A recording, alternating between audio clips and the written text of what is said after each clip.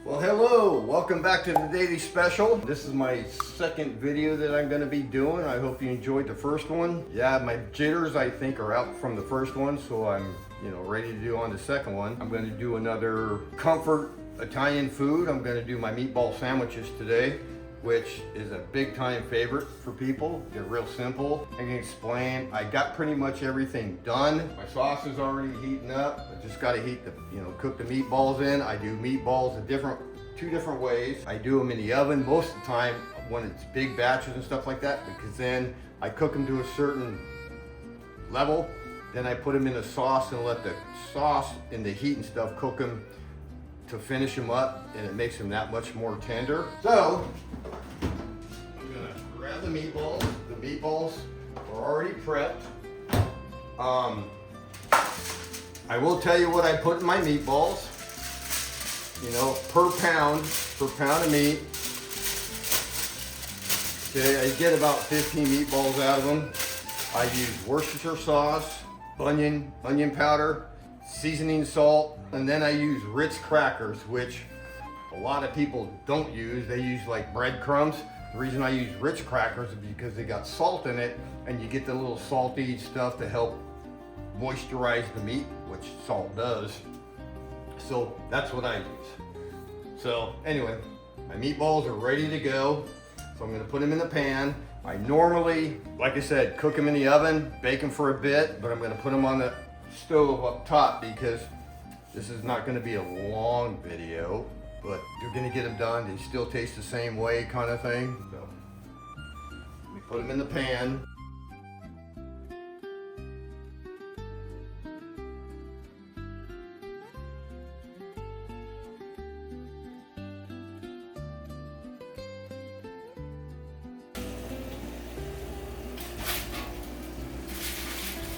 Alright, so we put the meatballs in up top. You can do them either way. You can brown them this way in the pan, or you can do them in the oven.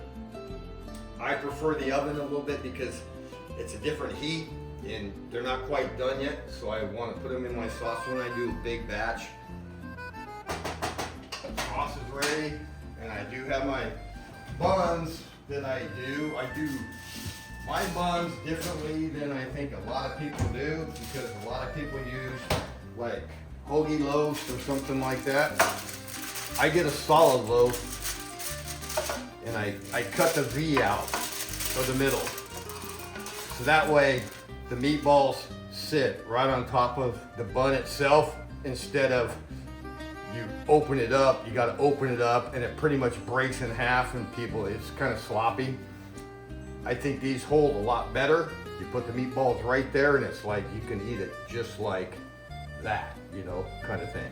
So, and I use my usual butter, garlic salt, garlic powder, and mozzarella cheese in here. I heat them up, and then I'll throw some Parmesan on top when the sauce is ready to go in.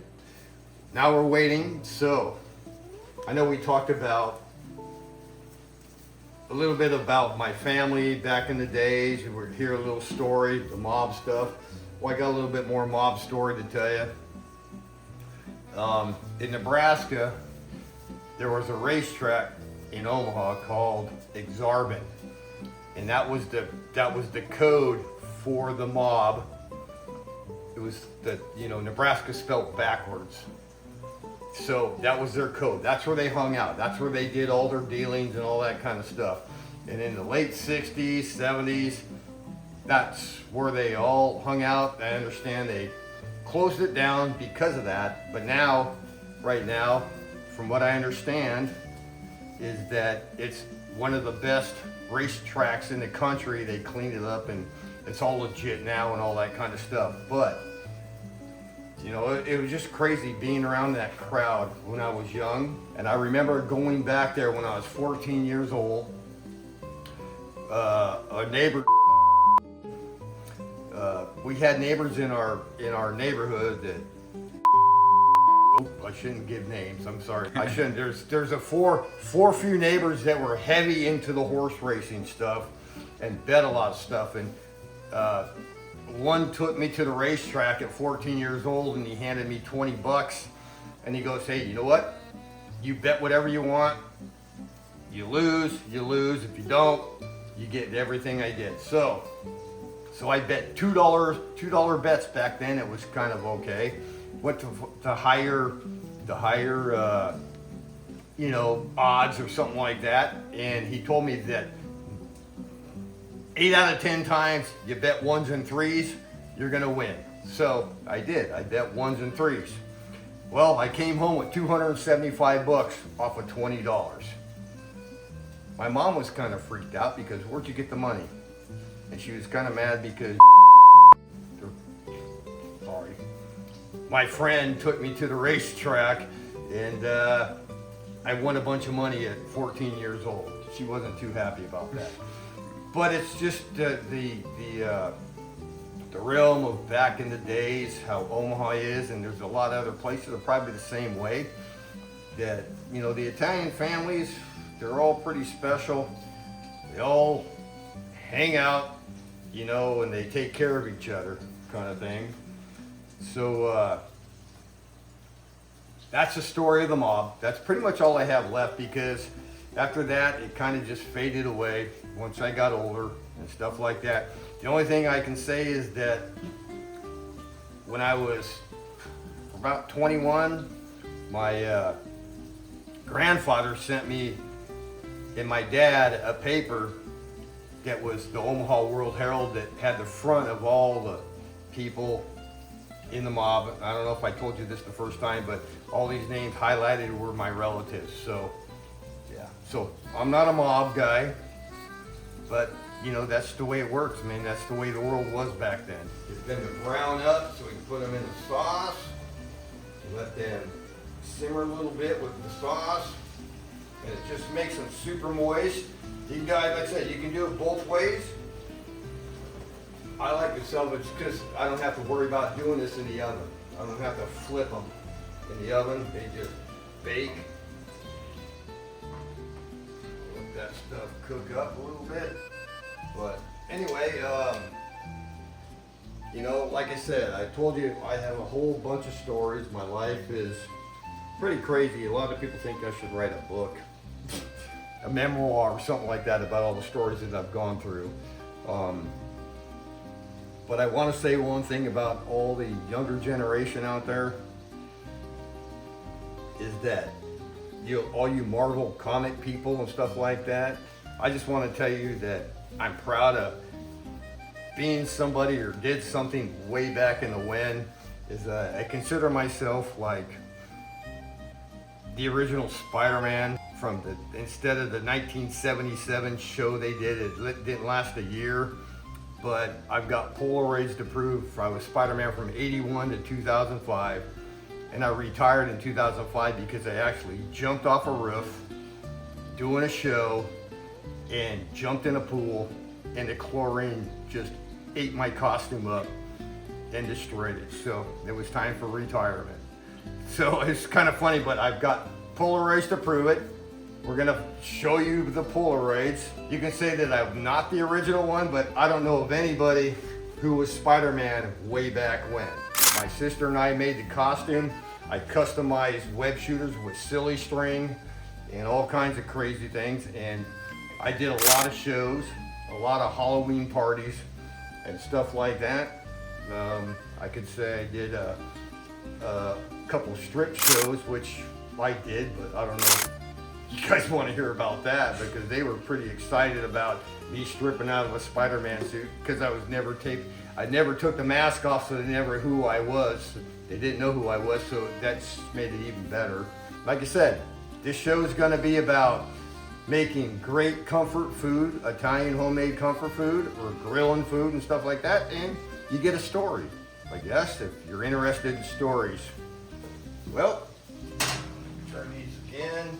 This is why I like baking them better than this, because you don't have to flip them in the oven. The heat and stuff like that just cooks them. I just cook them to a certain time, and then I put them in my sauce and let the sauce cook them the rest of the time, because my sauce cooks for 6 hours. So, but you do it two different ways. This is the fast way. Just brown them up. Another story? What other stories do you want to know about me? You told me about the hospital one. Okay. That one's probably important. The hospital one. Okay. I'll start from the beginning. It kind of really changed my wife and I's life big time. Is that I got diagnosed with early stage prostate cancer. And we were wondering what was going on. We followed some stuff, but they were really pushing me to do the surgery because it hadn't spread, that I'm young and fit, that I was healthy enough to do it. Well, I gotta be honest, biggest mistake I ever made. I ended up having the surgery done. I trusted somebody who did a lot of work over in Afghanistan and Iraq and stuff for our service people. So I took him as that was the surgeon. He said he does the robotic stuff. And anyway, he did it and he punctured me and ignored it. So he took out my prostate. He ignored that he punctured my insides for months, and I had drain tubes put in me and stuff like that to try and get rid of the fluid and stuff like that, and he kept making excuses. Well, I ended up having a hole blow out my side, and I had a blowhole. So food, everything was coming out my side. Just everything I ate, everything I drank was coming out the side of my body because it was the weakest spot. It caused the fistula. So I did that. Anyway, I had to deal with that. So what happened, I got a second surgeon and they put me on an IV that I couldn't eat or drink for 2 years because I had to go through 6 more surgeries to fix all the damage that this guy caused.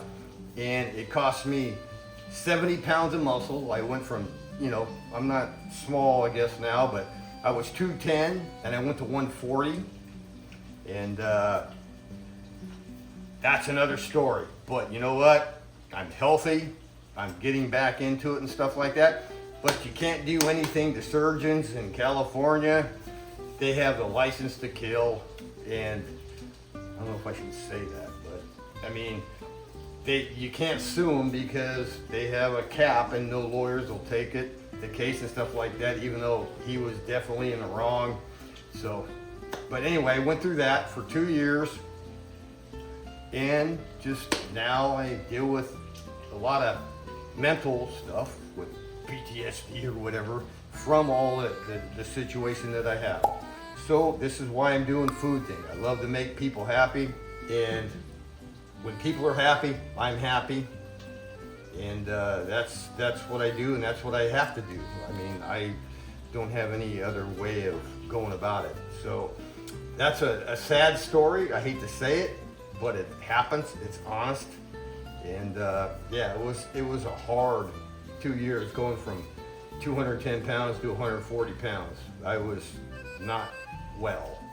I lived off an IV just to keep me alive. It was kind of crazy. And no repercussion to the surgeon, no sorry, no nothing. So you got your good stories and you got your bad stories. So that's my bad story. I mean, it cost us big time, and we've been surviving though, because we're strong, and with the grace of God to help us and stuff like that. So that's it. So, over. See, this is even easier this way.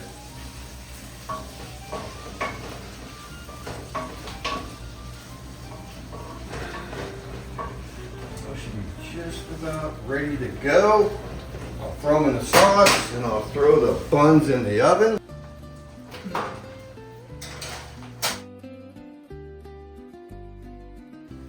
me get the strainer.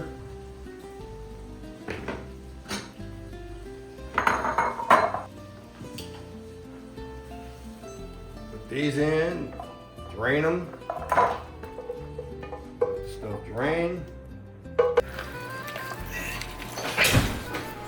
those down, put those in the chicken sauce. Now we can make our sandwiches. Just stir in the meatballs with the sauce. Like I said, they're already pre-cooked, so it's not the same as when I do them in the oven, but they're still just as yummy. It's a quicker way of doing it. So let them soak for just a second and wait for the bread to It's gonna peek in there. melt. Parmesan cheese. Cut.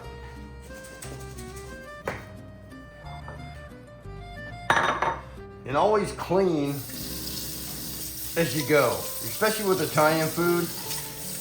I don't know how other foods are, but you know, Italian food can be kind of messy.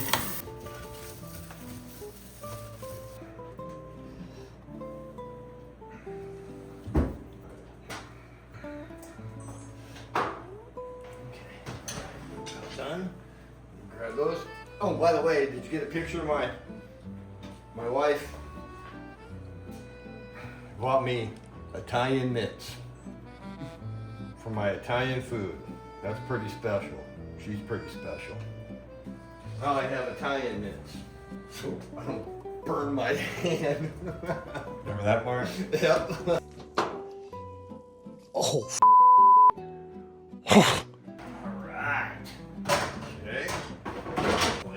Putting the hot. Oh, I guess I already had a pan, but I don't like putting the hot on the counter. Okay.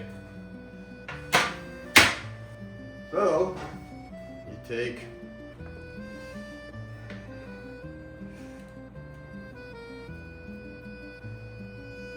and I hope you notice that you do this because the meatballs, you know, kind of in your way, and I do my best to put 4 in there for you.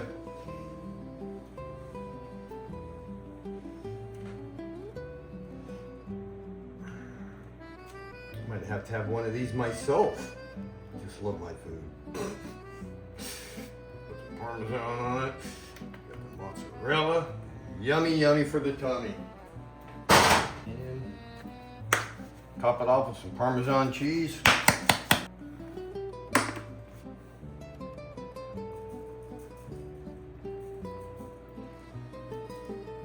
There you go. You got Steve's Daily Special Meatball Sandwiches.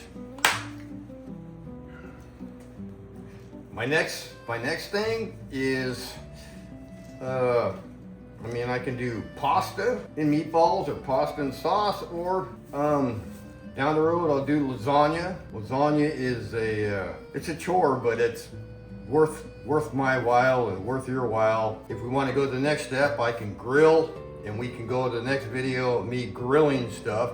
If you want to learn how to cook a tri-tip that's really good in a short period of time. A lot of people take for a long time to cook their tri-tips, but I've come up and I've learned a way to cook it great, tender, beautiful in a short period of time, or chicken or whatever you'd like. But for right now, I'm gonna be busy next week on Saturday the 27th. I'm going to my local dog park, and I'm feeding the dog park meatball sandwiches. So that's my next venture. So it's moving on, and I thank you for watching the second video. If you do, I appreciate it, because it's gonna help me get motivated and do more and stuff like that. So if you can put a like, subscribe, and a comment, I would greatly appreciate it, because it'll make me get motivated. But thank you for watching, and I hope you enjoyed the 2 stories. And any of you Spider-Man fans out there want to contact me, I can tell you all kinds of stories that I did, how many shows I did, and all that kind of stuff, and we'll go from there. But yes, I am the original.